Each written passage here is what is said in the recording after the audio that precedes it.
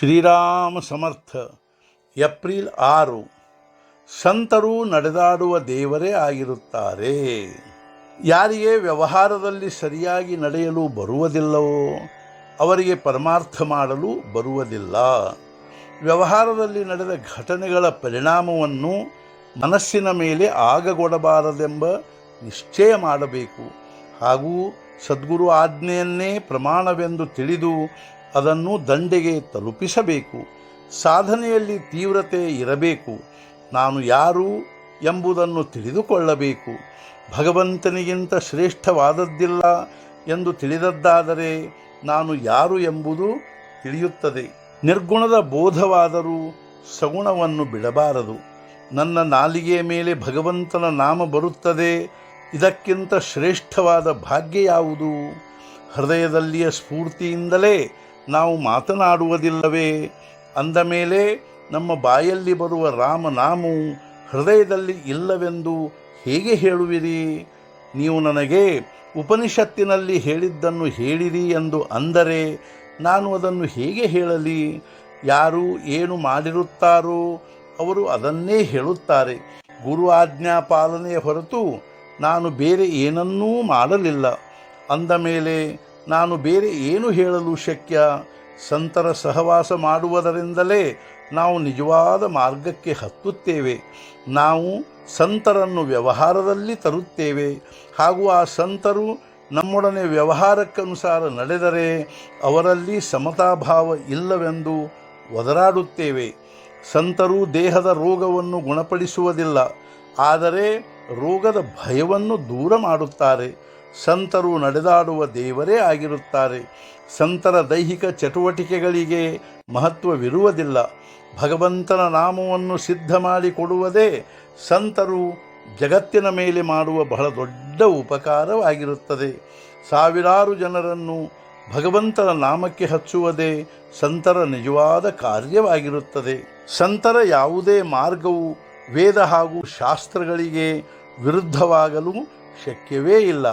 ಸಂತರು ಸೂರ್ಯನಂತೆ ಜಗತ್ತಿಗೆ ಸ್ವಾಭಾವಿಕವಾಗಿ ಉಪಕಾರ ಮಾಡುತ್ತಾರೆ. ಸೂರ್ಯನ ತೇಜವು ಕಡಿಮೆಯಾಗುತ್ತಿರುತ್ತದೆ ಎಂದು ಶಾಸ್ತ್ರಜ್ಞರು ಹೇಳುತ್ತಾರೆ. ಆದರೆ ಸಂತರ ತೇಜವು ಮಾತ್ರ ಬೆಳೆಯುತ್ತಲೇ ಇರುತ್ತದೆ. ಶ್ರೀಮಂತ ತಂದೆ ತಾಯಿಯ ಹೊಟ್ಟೆಯಿಂದ ಹುಟ್ಟಿದ ಮಗನು ಭಿಕ್ಷೆ ಬೇಡುತ್ತಿರುವುದನ್ನು ನೋಡಿದರೆ ನಮಗೆ ಅವನ ಬಗ್ಗೆ ದಯೆ ಬರುತ್ತದೆ. ಇದರಂತೆ ಮನುಷ್ಯ ಜನ್ಮ ಪಡೆದು ನಾವು ದುಃಖ ಪಡುತ್ತಿರುವುದನ್ನು ನೋಡಿ ಸಂತರಿಗೆ ಕನಿಕರವೆನಿಸುತ್ತದೆ. ಕೆಳವರ್ಗದ ಜೀವರಾಶಿಗಳು ಎಷ್ಟು ಇರುತ್ತವೆಂದರೆ ಅವುಗಳಲ್ಲಿಂದ ಮನುಷ್ಯ ಜನ್ಮ ಬರುವುದು ಅತ್ಯಂತ ಕಠಿಣವಾಗಿರುತ್ತದೆ. ಮನುಷ್ಯ ಜನ್ಮ ಪಡೆದುಕೊಂಡು ಭಗವಂತನ ಪ್ರಾಪ್ತಿ ಮಾಡಿಕೊಳ್ಳದಿದ್ದರೆ ಜೀವವು ಅತ್ಯಂತ ಹಾನಿ ಹೊಂದಿದಂತೆ. ಆದ್ದರಿಂದ ಅತ್ಯಂತ ಜಿಗುಟುತನದಿಂದ ಸಂತರ ಸಮಾಗಮ ಮಾಡಬೇಕು. ಅವರ ಕೃಪೆಯನ್ನು ಸಂಪಾದಿಸಬೇಕು. ಸಂತರು ಹಾಕಿಕೊಟ್ಟ ಮಾರ್ಗದಲ್ಲಿ ಕಣ್ಣು ಮುಚ್ಚಿಕೊಂಡು ನಡೆಯಬೇಕು. ಬೀಳುವ ಎಡವುವ ಭಯವೇ ಇರುವುದಿಲ್ಲ. ನಾವು ಪ್ರಪಂಚದಲ್ಲಿ ಎಷ್ಟು ಆಳ ಹೋಗಿರುವೆವೆಂದರೆ ಸಂತರ ಕೂಗು ನಮಗೆ ಕೇಳುವುದೇ ಇಲ್ಲ. ನಾವು ಅದು ಕೇಳುವಷ್ಟಾದರೂ ಅಂತರದ ಮೇಲೆ ಇರಬೇಕು.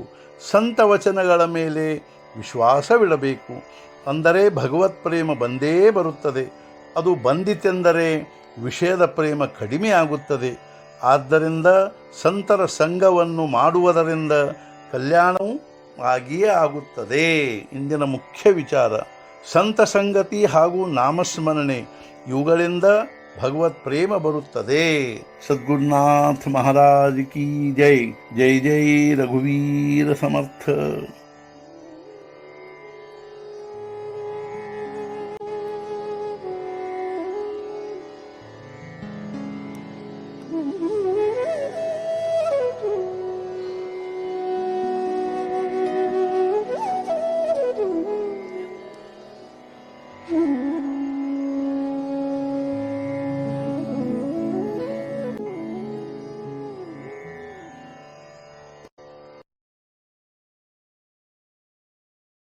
ಆತ್ಮೀಯರೇ ನಮಸ್ಕಾರ.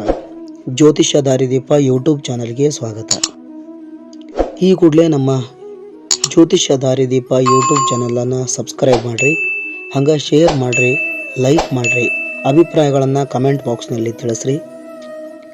ಮುಂದಿನ ನೋಟಿಫಿಕೇಷನ್ಗಾಗಿ ಬೆಲ್ ಬಟನನ್ನು ತಪ್ಪದ ಕ್ಲಿಕ್ ಮಾಡಿರಿ.